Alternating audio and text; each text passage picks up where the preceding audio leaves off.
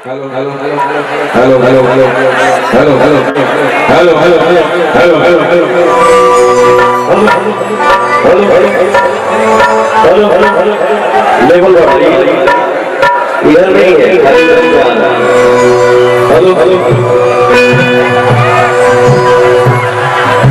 Hello hello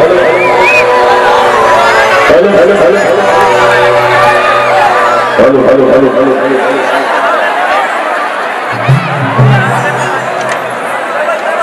थोड़ा base टोन दीजिए hello hello hello hello hello hello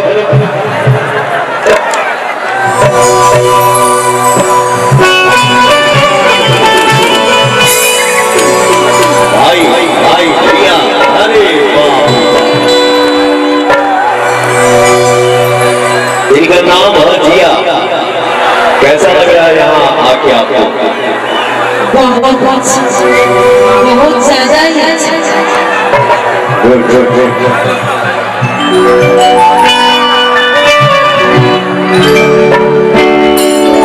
एक जो भाव मैंने छुरी से कटारी हो गई, मैंने छुरी से कटारी हो गई, रूप के दुनिया पुजारी हो गई,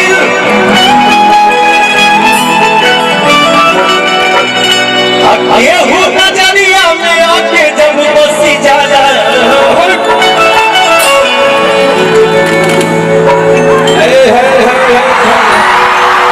सब छुपी प्रेम के बीमारी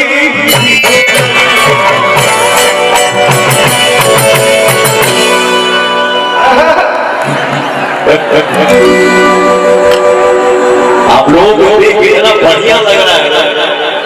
मजा आ गया भाइयों के बीच में आ गया। लव यू कहली कि मन माता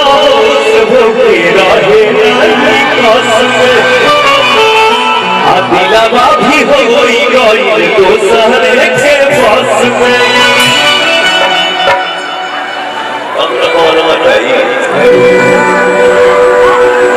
अभी तो मेरे साथ भोजपुरी इंडस्ट्री की सुपरस्टार गायिका बैठी हुई है। नाम हम नहीं बताएंगे, नाम आप ही लोग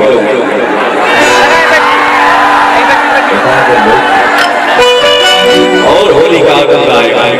सारे भाई आज पूर्णिया में पवन सिंह डांस करेगा, सारे भाइयों को डांस करा के लग जाएगा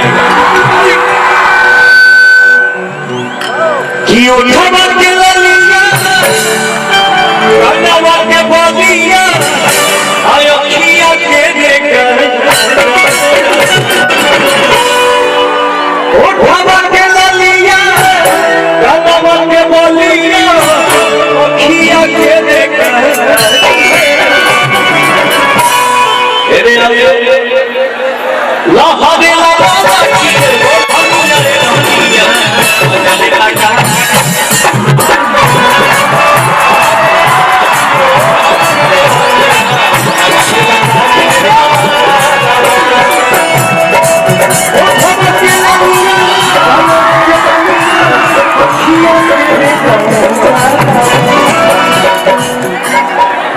मेरे सारे भाइयों में जितना आज एनर्जी मजा आ गया। एक लहर हमारी जो दिख रही है उधर उधर हल्के थोड़ी पागल हो जाए। बाबू आराम से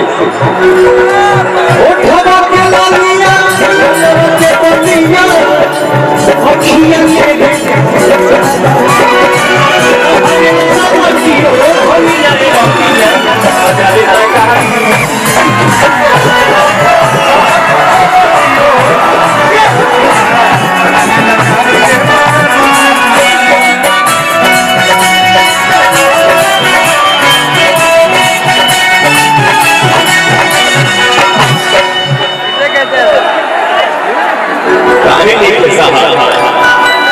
के मोहब्बत के गर्मी न सहले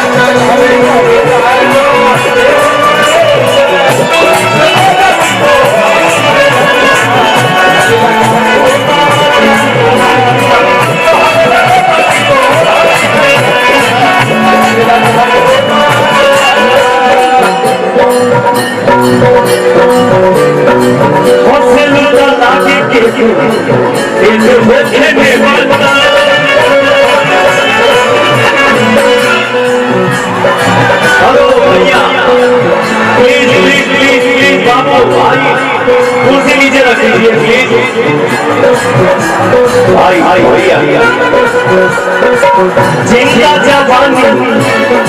बनौले रहते बता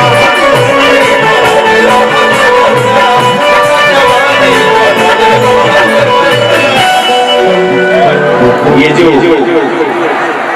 बांस का जो लगा हुआ है और जितने भाई खड़े माताएं बहने बोल रही है जरा बैठा दीजिए तो थोड़ा सा साइड हो जाइए या बैठ जाए जियो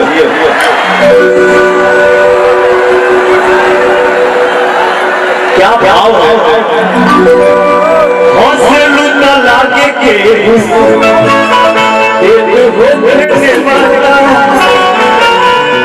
जिंदा जवानी बनौले हंसते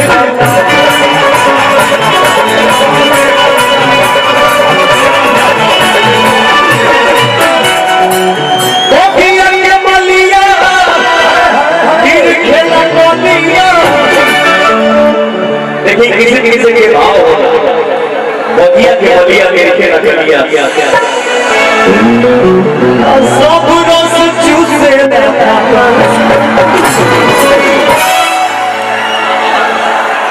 बगिया के बलिया मेरे के रखलिया सब रोज चूसे ना भगवा मैं ये देखना चाहता हूँ कि दुनिया के माटी पर जिस मंच पर कौन कौन खड़ा है सबसे ज्यादा एनर्जी किधर है इस साइड है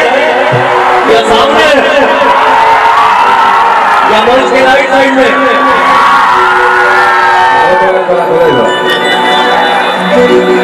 सब जगह पर एनर्जी दिखाओ जहां ताली बजा के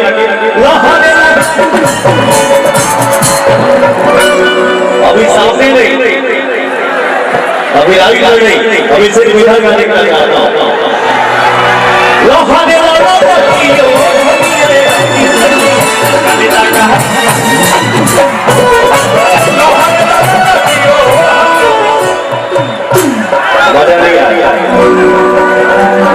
अभी आप लोगों का ताली बजने के लिए आता हूं सिर्फ सामने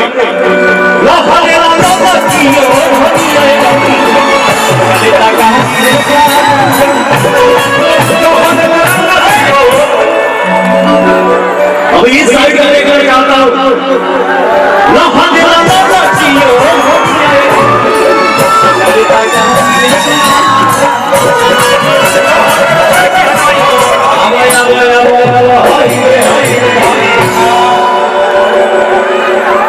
लेकिन हमारे लिए सारे भाई देवता समान एक बार चारों तरफ से पूर्णिया में ताली का गूंज उठाना चाहिए कि हम कौन से कहीं भी जाए सभी मिलने के लिए तो चर्चा करें कि आप इंडिया की लड़की में जो आशीर्वाद मिला वो यादगार है